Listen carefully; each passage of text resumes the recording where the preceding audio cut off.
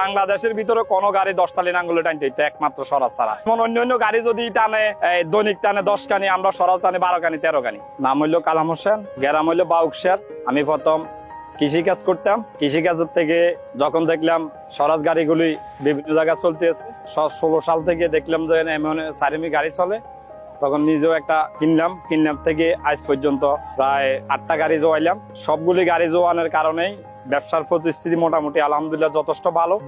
তাৎক্ষণিক গাড়িগুলিও ভালো, গাড়ির মধ্যে যথেষ্ট ভালো দেখে বিজনেস করতেছি কিংবা সুফল পাইতেছি। তাৎক্ষণিক কোম্পানির লোক আমগরে যথেষ্ট সার্ভিস দিতে আছে, সার্ভিস পাইতেছি। আর একটা গাড়ি নেওয়ার একটা পরিস্থিতি নিছি, যেহেতু এই আপডেট মডেল আসতে আছে কোম্পানিতে, সেই ক্ষেত্রে আমি অপেক্ষা আছি। 24 তো শেষ, 25-এর প্রথম দিকে আমি হয়তো ইনশাল্লাহ যদি আশা আমারে হয়তো তুমি বাঁচাই রাখে নেওয়ার সম্ভাবনা আছে। কোম্পানি যেই সার্ভিস যথেষ্ট, শুধু আমরা এখানে না সব জায়গায় দিতে আছে, আমার ক্ষেত্রে না সবার ক্ষেত্রে দিতে আছে। ইঞ্জিনিয়ার সাহেব যথেষ্ট সুযোগ সুবিধা দিয়ে সার্ভিস দেয়।